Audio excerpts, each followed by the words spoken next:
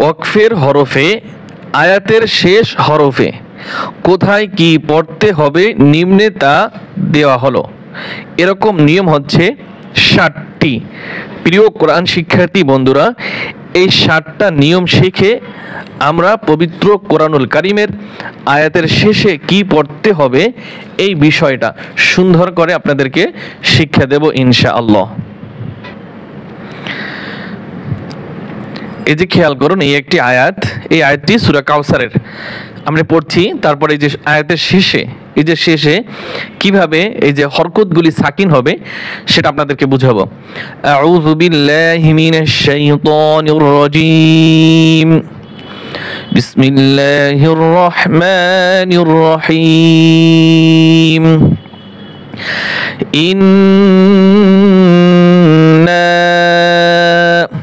এই যে ইন নুনে তাসদিদ আসছে, এই জন্য গুণ্য হবে ওয়াজিব গুণ্য না, 3 আলিফ টান হবে। আ'তাইনাকাল কাউসার, এইখানে খেয়াল করেন, সা জবর সা, র জবর র, সা র। কোন হুজুর আপনারা যখন মসজিদে নামাজ পড়তে গেছেন, কোন হুজুর কি দেখছেন এইভাবে পড়ছে সা র র পড়ছে নাকি? ইন্না আ'তাইনাকাল কাউসার, র কিন্তু পড়ে নাই কেউই। এখানে শেষে কি আছে? জবর আছে। এই দেখেন, এই যে জবর, এক জবর হলে জজম হবে, এক জবর হলে কি হবে? জবর হবে। তো এখানে কি হবে? জজম হবে। ওয়াকফ করার কারণে কি হবে? জজম হবে। আর যদি ওয়াকফ না করি, এখানে থামি, যদি না থামি তাহলে কিন্তু জবর থাকবে, থামলে সাকিন হবে সুন্দরভাবে। আর এখানে এই যে জের, এক জের হলেও কি হবে? সাকিন হবে। লাম লাকুম দীনুকুম ওয়ালিয়াদিন, নুনের উপর কি পড়ছে? এই জজম পড়বে, এই জজমটা এখানে থাকবে। আর এই যে জের আছে, এটা কি পড়ে যাবে? বাদ পড়ে যাবে। লাকুম দীনুকুম ওয়ালিয়াদিন। বুঝতে পারছেন আপনারা? এই আয়াতগুলো কিন্তু আমি কিন্তু সুন্দরভাবে বলতেছি আপনাদের, যাতে সহি শুদ্ধ হয়ে যায়। এরপর হচ্ছে পেশ। এক পেশ হলেও কি হবে? জজম হবে। এক পেশ হলেও কি হবে? জজম হবে। ইযা জাআ,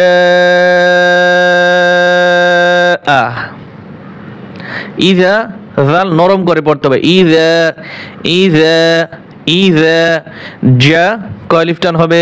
4 আলিফ টান হবে। ইযা জাআ, অনেকে কিন্তু পরে ইজা পড়ে, এখানে ইজা পড়ে, এখানেও ইজা পড়ে।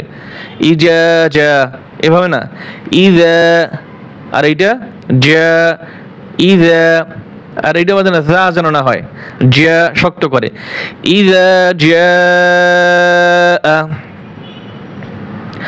নাসরুল্লাহি, এখানে যেন আবার নাসরুল্লাহ যেন না হয়, নাসরুল্লাহ হবে।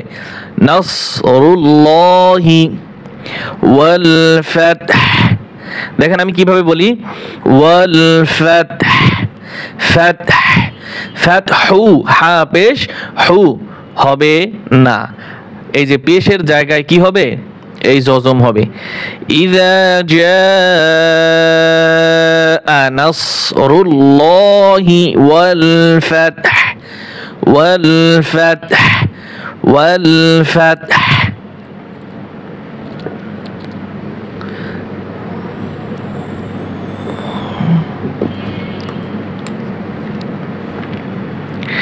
এরপর আছে দুই জের। দুই জের হলে জজম হবে। দুই জের হলেও কি হবে? জজম হবে। এই যেমন দুই জের, লি ই এক আলিফ টান হবে, লা এক আলিফ টান হবে। লি ই লাফি, লি ই লাফি কুরাইশ, কুরাইশ, লিইলাফি কুরাইশ, রাইশ, শিনের উপর কি পড়ছে? জজম পড়ছে। আর এইখানে এই যে রাইশ, এখানে টান হয়েছে, এটা হচ্ছে মধ্যে আরজি, কিন্তু এখানে ওয়াকফ করার কারণে মধ্যে লিন হয়েছে। ও সাকিন ইয়া সাকিন, ডাইনে জবর বামে ওয়াকফ, এই জন্য মধ্যে লিন হয়েছে। লিইলাফি কুরাইশ।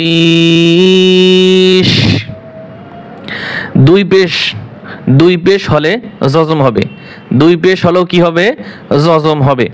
যেমন ইন্নাহা আলাইহিম মুসাদাহ। এইখানে দেখেন দুইটা নিয়ম রয়েছে। কয়টা নিয়ম? এখানে কিন্তু দুইটা নিয়ম রয়েছে। একটা হচ্ছে এই যে গোলতা রয়েছে, গোলতা ওয়াকফ করলে হা হয়, গোলতা ওয়াকফ করলে কি হয়? হা হয়। এবং এই ওয়াকফ করার কারণে এই যে দুই পেশ রয়েছে, দুই পেশ থাকবে না, এখানে কি পড়বে? জজম পড়বে। ইন্নাহা আলাইহিম মুসাদাহ। মুসাদাহ, মিম হামজা পেশ, মু ধাক্কা দিতে হবে। ইন্নাহা আলাইহিম মুসাদাহ।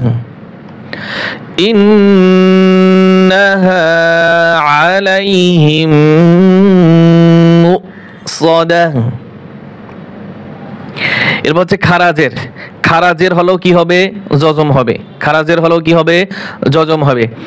ওয়া আম্মা মান উতিয়া কিতাবাহু ওয়ারাআ যাহরিহি। যাহরিহি, হা জবর জহ। আর এই যে হার উপরেও কি হবে? এটা জজম হবে। তাহলে কি হয়? র হাজের রি। এটা শুধু ওয়াকফের বেলায়। وَأَمَّا مَنْ أُوتِيَ كِتَابَهُ وَرَاءَ ظَهْرِهِ। ওরা আবার মধ্যে মুত্তাসিল, চার আলিফ টান হবে। وَأَمَّا مَنْ أُوتِيَ كِتَابَهُ وَرَاءَ ظَهْرِهِ। এরপর আছে উল্টা পেশ। উল্টা পেশ হলেও কি হবে? জজম হবে। উল্টা পেশ হলেও জজম হবে। আল্লাযী জামাআ মালান ওয়া আদ্দাদাহ। ওয়া আদ্দাদাহ, এই যে হার উপরে কি পড়বে? জজম পড়বে। দাল হা জবর দাহ, এইভাবে। আর যদি সামনে আমরা মিলিয়ে যাই, এইখানে না থামি, তাহলে কিন্তু ওয়া আদ্দাদাহু টান হবে এক আলিফ। ওয়াকফ করলে টান হবে না। দেখছেন, কখনো ওয়াকফ করলে টান হয়, কখনো ওয়াকফ না করলে টান হয়। আল্লাযী জামাআ মালান ওয়া আদ্দাদাহ। এইখানে আমি আপনাদেরকে আরেকটা বড় ভুলের কথা বলে দিচ্ছি। আল্লাযী জামা, এই মিমে আমরা যখন ছোট ছাত্রদেরকে পড়াই, এই মিমে 99% ছাত্ররা এই মিমে প্রথমে টান দেয়।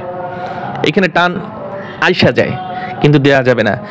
আল্লাযী জামা, জামা আমা, এই মিমে টান আছে, এই মিমে টান নাই।